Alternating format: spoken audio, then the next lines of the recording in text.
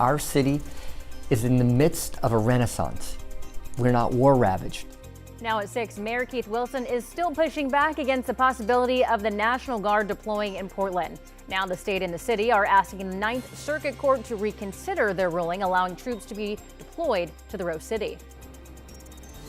And newly signed legislation aims to make auto loans more transparent in Oregon when you go to buy a car. Coming up, we break down the impact to consumers. Also coming up this hour, we're talking Blazers. The Blazers are back, and so is good food at the Moda Center.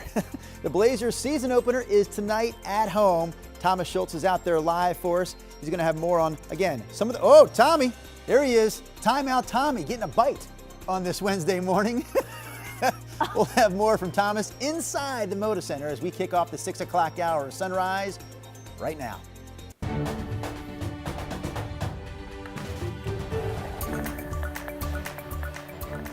Good morning, and thank you for joining us on your Wednesday. I'm China Green. And I'm Drew Carney. All right, Chris and Rod, join the mix, won't you please? Yeah. Looks like a timeout Tommy is getting a little snack break in the 6 o'clock hour. You good, Rod? I'm in a rotten mood all of a sudden because I realized I'm here working.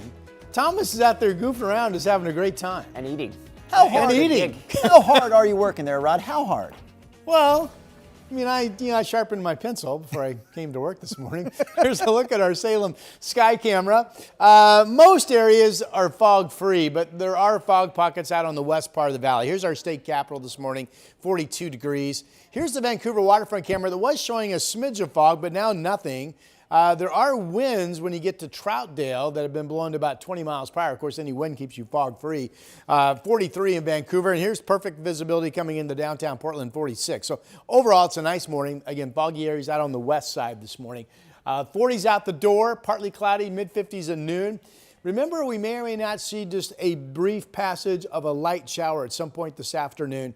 About 63 degrees when the kids get out of school. Here's Chris. Rod, thanks for that. The freeway drive getting a little bit busier out there. I do have one trouble spot, though, as we zoom into Southwest. Just getting word of a possible injury crash right now on Southwest Garden Home Road near Olison. So we'll keep you posted on that. In terms of the freeway commute, let's hop over to the east side. There's I-84 traffic. The headlights in that shot, that's the eastbound drive rolling through the Hollywood district out near Cesar Chavez. You can see traffic zipping along just fine there. As it is over the Markham Bridge right now. The freeway commute, guys, we're still rolling along at a speed limit clip. No major freeway trouble out there just yet. All right, thank you, Chris. Let's start our news headlines this hour with the Blazers. The team is back in action tonight for their first game of the regular season. They've got some stiff competition as they take on the Minnesota Timberwolves, and fans have been waiting a long time for today. Sunrise reporter Thomas Schultz is breaking it all down at the Moda Center. Thomas, what are you getting into? Well, the Moda Center's got a lot for us this morning, guys. Check out this food. I dove into this just a minute ago, and I'll tell you what, it's delicious. I'm not exactly sure what it is, but that's why we got Chef Jess here to really break it all down. So we'll start with this chocolate-covered pretzel. Let me know, what are we talking about here? All right, so this is located right here at our dunk stand at the Rainy Day Carts at entry A17. This is what we're calling our Moda Joy, and you'll see why, obviously. It is our, I love it. Our house-made 10-ounce pretzel dunked in milk chocolate. It's coming with almonds and coconut to give you that Moda Joy feeling. Next up on the docket, we've got our Dungeness Crab Avocado Wonton Nacho, which by itself is a mouthful, and then you got to eat it. This is located at our baseline stand down on the event level. Looks fantastic. Doesn't really, it? We're trying to class up the joint a little bit. So yeah. Next on the docket, we have our deep-fried peanut butter and jelly sandwich, which this is speaking to me. It is. It's actually a good breakfast item for my kiddos. Hey, you heard her. This is breakfast right here, guys. This is breakfast right here. It is better than it has a right to be, in my opinion. Oh, that's delicious. It's so good. Now everybody's going to be deep frying their peanut butter and jellies at home, I hope. That was a great idea. I didn't know you could do that. That's great. You can pretty much put anything in the fryer if you try hard Yeah. enough. And then the last item that we're showcasing today is our new vegan burger located at all of our crafter stands. This is the Savia Island Malibu burger, which is coming with vegan cheese, a tomato jam, a vegan aioli, and our house pickled red onions. So really, you got something for the kids, or Yep. me. You got something for kids the too. adults, Yep. or anybody who's a crab fan. Yep. You got something for Eric Patterson, a Savvy Island resident, There with you the go. Savvy Island vegan burger. There you go. Guys, look, I know you got stuff to get to. You got news and all that. All that. Check But this why? out. One more time. One more time for you guys. We get it. Yeah. That's it. Thomas That's with just the, right. yeah, he's got the plum assignment this morning out there at the Moda Center. But you're not done, Thomas. You're not done. We've got much more coming from you as we roll through the Sunrise Show this morning. We will take a break from your reports to get to some news headlines. All right, your time now is 6:05. This is a live look from the Senate floor where Oregon Senator Jeff Merkley has been talking since 3:30 yesterday afternoon. Merkley says that the marathon speech is to protest President Donald Trump's, quote, grave threats to democracy. That includes the threat of sending the National Guard troops into U.S. cities like Portland. Never should a government seek to deploy the military against peaceful protesters, to try to create a riot, to try to justify an expansion of authoritarian power. Never should that happen. Merkley's staff has said that he wants to keep going as long as he can, though his remarks are drawing criticism. Senate Republicans pointing out that Merkley forced staff and Capitol Police to work overnight while not getting paid because of the government shutdown. We spoke to a local mom who's worried about losing her SNAP benefits next month because of the government shutdown. She told us she's having a hard time right now stretching her money to support her kids. Shockingly, yeah. Especially because the kids, they grow and they have to constantly eat or snack. We also spoke to the executive director of the Sunshine Division, who says they plan to extend hours over the next couple of weeks. They also say the longer the government shutdown lasts, the more people they expect to see needing help. And we're hearing from President Trump this morning. He addressed this week's ruling by the Ninth Circuit Court of Appeals that essentially cleared the way for the National Guard's deployment here to Portland. I looked at Portland over the weekend. The place is burning down, just burning down. We weren't there. We didn't spend much time there because we were waiting for that decision. But the court, maybe that influenced the court. But you look at a place. The president there reaffirming his stance that Portland is, quote, burning down, specifically referencing this past weekend. Here's what we actually covered over the weekend. Roughly 40,000 people attending the No Kings protest downtown. A couple hundred people blocking the road outside the city's ICE facility, and Portland police reporting that they detained 3 people during those events.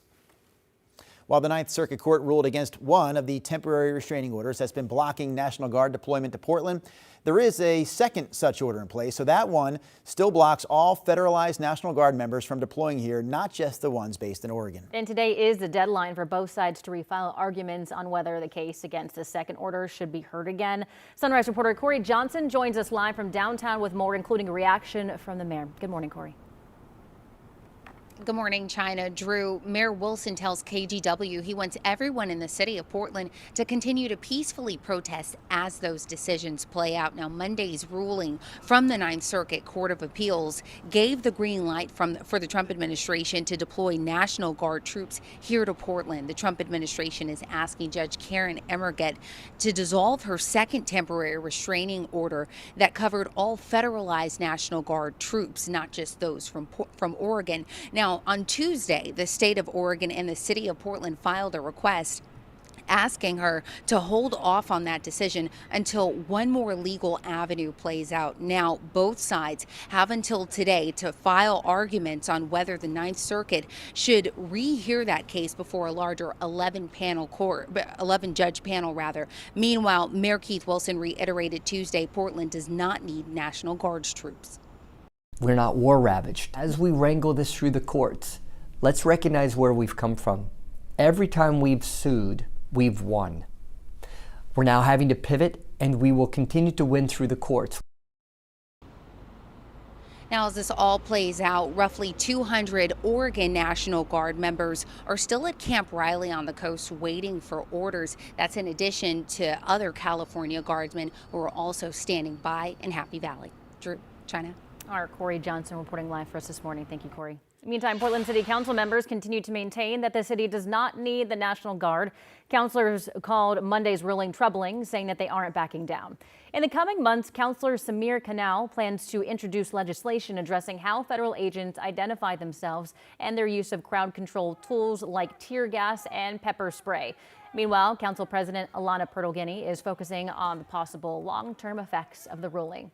But it's concerning to me what that says for our rights as a local community. Could the city of Portland done more to prevent this? Well, that's certainly the president's argument, but I think what we have before us right now is a question about what the powers of the president are and just how far they extend. The city and the state are going to utilize the full range of our legal options that we have.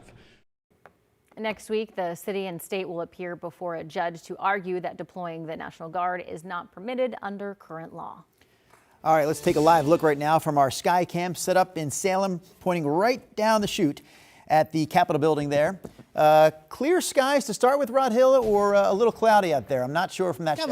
It's kind of a mixed bag. I think overall partly cloudy skies. We do have no fog there, obviously, but we do have fog out on the west side, and you can see that Hillsborough, and at times it's been reported as dense fog down in McMinnville. We have a breeze coming out of the gorge of Troutdale, which is keeping downtown Portland fog free, and over on the east side, including Oregon City and Gresham, all fog free this morning as well. Here are the temperatures out the door: 40 in Forest Grove, 46 downtown Portland.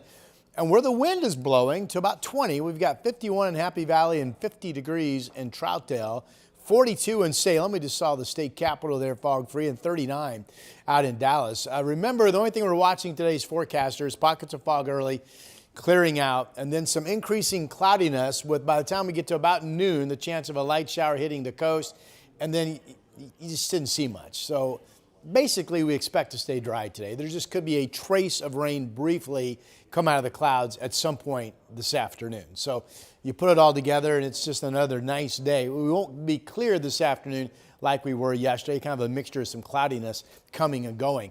60s, though, from Kelso down to Eugene, 50s at the coast, 67 in Bend. Partly to mostly sunny as you head out into eastern Oregon. This shows La Grande up to 65 degrees this afternoon. So high of 63, generally dry. Tomorrow, generally dry, 64. And then we got the impact alert for that cold front coming in Friday afternoon, another one coming in about noon Saturday. Notice it'll be breezy to windy at times, occasional shots of heavy rain both days. That calms on Sunday to more of a typical scattered shower day. And then for now, we have a shower chances continuing into the first part of next week, and that is your update.